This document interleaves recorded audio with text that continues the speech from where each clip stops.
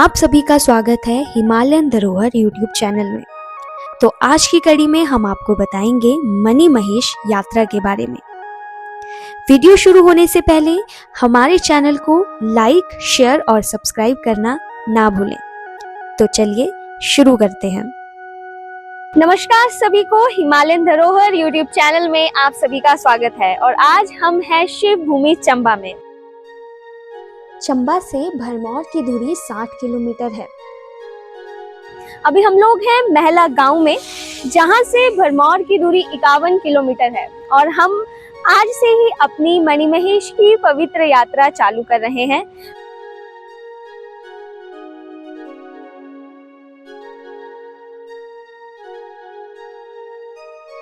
ये है राख से लगभग 1 किलोमीटर पहले, और यहाँ पे बहुत ही सुंदर व्यू है, जैसे कि आप देख सकते हैं नीचे। यहाँ पे भी एक चाय वाले भैया, मैंने उनसे पूछा कि राख कितना किलोमीटर आता है। उन्होंने कहा कि अभी 1 किलोमीटर के बाद राख आने वाला है।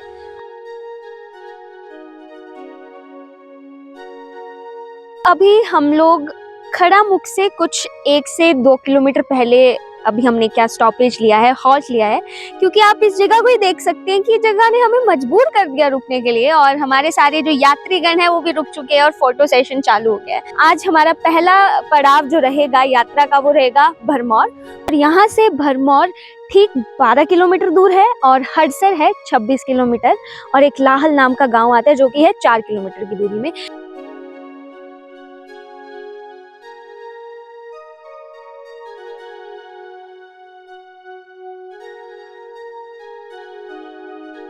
अभी हम पहुंच चुके हैं भरमौर की हसीन वादियों में। जैसे आप देख सकते हैं बादल एकदम भरमौर को छू रहे हैं, और सामने भरमौर हमारे सामने है। और ये मणि महेश यात्रा का मेन स्टेशन है, मतलब मेन पॉइंट समझ लीजिए, जहां से आपको हर जगह के लिए, अगर आप अपनी बस में आ रहे हैं तो आपको भरमौर से कैब मिल सकती है आगे हडसर जाने के लिए। आप भरमौर में भी रात में स्टे कर सकते हैं, हडसर में भी स्टे कर सकते हैं। यहाँ पे अभी हम खड़े हैं, ये योगा स्टेशन उन्होंने बनाया हुआ है योगा करने के लिए। और वहाँ पे टाइमिंग्स भी लिखी है कि आप सुबह कितने बजे से कितने बजे तक योगा कर सकते हैं।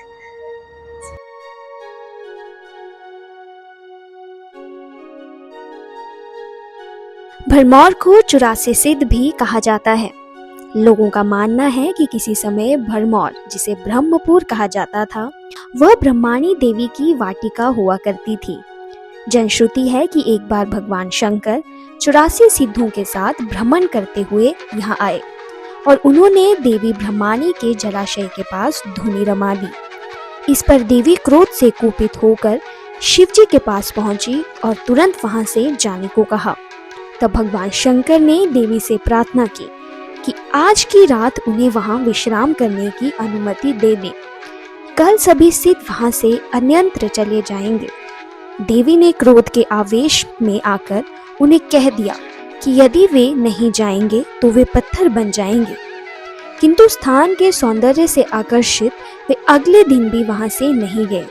परिणामतः वे शिवजी सहित सभी सिद्ध पत्थर में तब्दील हो गए।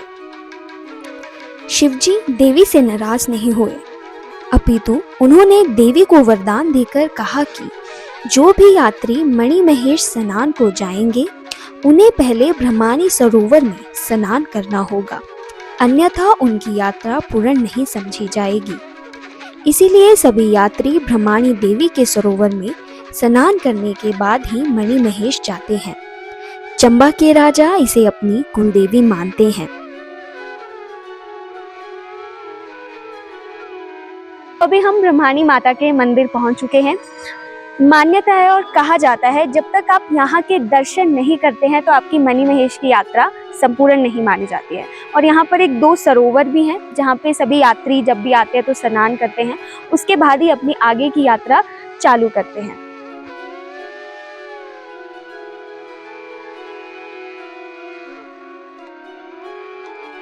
जागो मैया जी दीवाने तेरे आए हैं, जागो मैया जी दीवाने तेरे आए, दीवाने तेरे आए हैं, दीवाने तेरे आए हैं, भक्त तेरे आए हैं। जागो मैया जी दीवाने तेरे आए हैं, जागो मैया जी दीवाने तेरे आए हैं, जागो मैया जी दीवाने तेरे आए हैं।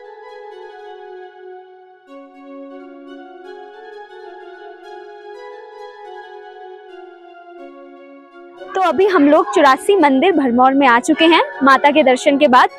तो आप देख सकते हैं मेरे पीछे मेन जो शिव जी का टेम्पल है वो है। भरमौर से हरसर 16 किलोमीटर दूरी पर है और वहां तक वाहन जाते हैं। बुड्ढल व धनचो नालों के संगम पर बसा यह गांव मणिमहेश में पूजा अर्चना करने वाले ब्राह्मण पुजारियों का गांव है। हरसर नाम हरसर से बिगड़कर बना है। हरसर का अर्थ है शिव का तालाब।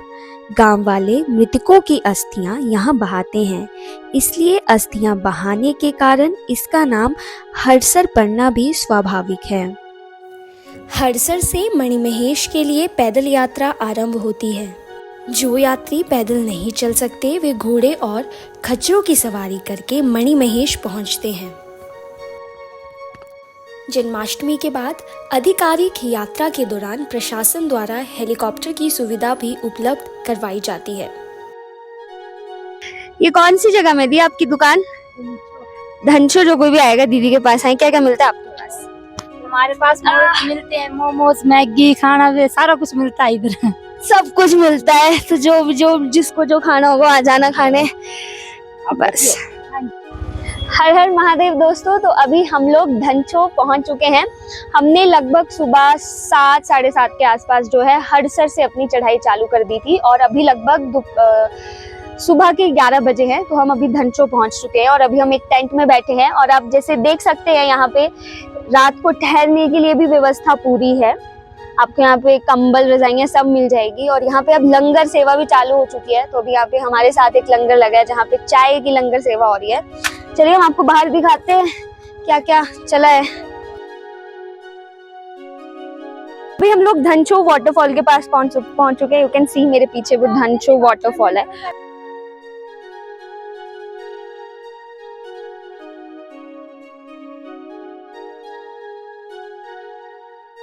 धनचो जल प्रपात है जिसकी धारा काफी ऊंचे से झरझर नाद करती हुई गिरती है और जल कणों की फुहार धुंध की तरह हवा में उड़ती हुई वातावरण में ठंडक पहुंचाती है।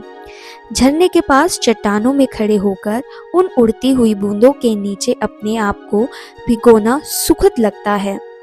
कहते हैं कि कुछ समय 84 में रहने के बाद शिव जी धनचो चले आए थे और बाद में मणिमहेश कैलाश। धनचो से मणिमहेश जाने के 2 रास्ते हैं। मेरे लेफ्ट हैंड साइड में ये बंदर घाटी वाला रास्ता है और मेरे राइट हैंड साइड में ये शिव घाट वाला रास्ता। ये 2 रास्ते हैं। वो बंदर घाटी वाला रास्ता थोड़ा शॉर्ट है, लाइक 1 किलोमीटर डिस्टेंस का फर्क पड़ेगा और ये वाला रास्ता थोड़ा सेफ है जाना। तो हम भी इस वाले रास्ते से जा रहे हैं। तो चलिए चलते हैं।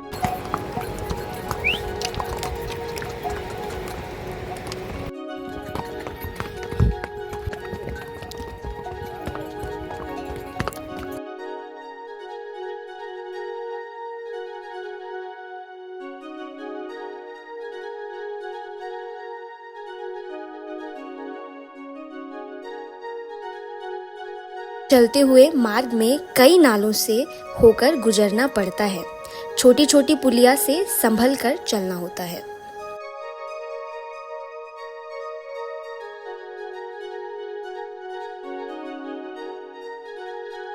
इस 7 किलोमीटर की यात्रा के बाद गौरी कुंड पहुंचते हैं।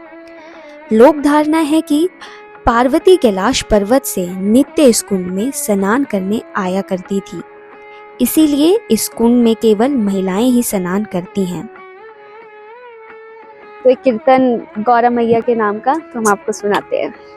गौरा माँ ऐसा वर दीजिए, गौरा माँ ऐसा वर दीजिए, मैं सुहागन रहूं उम्र भर के लिए, मैं सुहागन उम्र भर के लिए। गौरा माँ ऐसा वर दीजिए, गौरा माँ ऐसा वर दीजिए, मैं सुहागन रहूं उम्र बन रहूं उम्र भर के लिए। गौरीकुंड से लगभग आधा किलोमीटर चढ़ने के बाद शिकरोत्री है। यहाँ पर छोटे छोटे पत्थरों के घर बनाने से अगले जन्म में अच्छा घर मिलता है। मणिमहेश का आकर्षण ही ऐसा है कि शिव जी के जयकारे लगाते हुए लोग यात्रा को सुगम बनाने की कोशिश करते हैं। महादेव महादेव महादेव महादेव महादेव।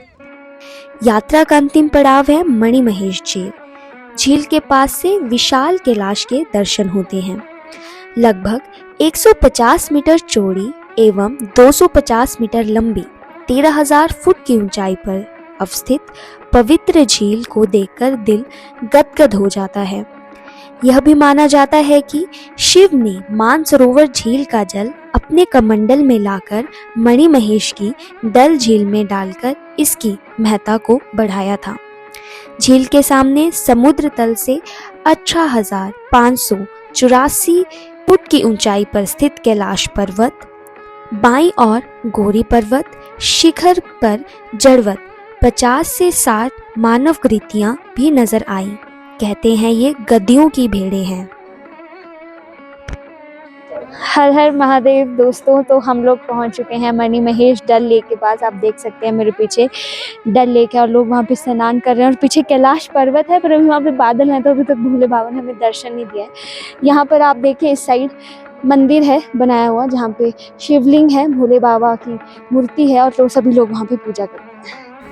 जिस दिन मणिमहेश के डल झील में स्नान होता है उसी दिन चंबा के पुखरी साहू, त्रिलोचन महादेव तथा कुंजर महादेव भी पवित्र स्नान किया जाता है। चंद्रमा की निर्मल चांदनी में कैलाश पर्वत, जो 3 चोटियों वाली शिवलिंग के आकार में स्थापित है, इसके दर्शन अत्यंत शुभ माने जाते हैं। यह शिखर प्राय बादलों की ओट में छिपे रहते हैं। लोगों का मानना है कि चांदनी रात में इस पर्वत पर एक गद्दी, कौआ व सांप के दर्शन होते हैं, जो शिव चरणों में जाने के प्रयास में जड़वत हो गए थे। कैलाश पर्वत के बीच चारों ओर एक भूरी रेखा है, जिसे शिव रेखा के नाम से जाना जाता है। कहते हैं कि शिव जी भ्रमण पर जाने से पहले यह रेखा खींच जाते हैं, ताकि उनकी अनुपस्थिति में कोई दैत्य शिवपुरी में प्रवेश ना करे। वापसी में हम अगली कड़ी में भरमौर के मंदिरों के बारे में विस्तार से बताएंगे। यदि आपको हमारी वीडियो अच्छी लगी होगी तो हमारे चैनल को लाइक, शेयर, सब्सक्राइब करना ना भूलें। मिलते हैं अगली कड़ी में। धन्यवाद।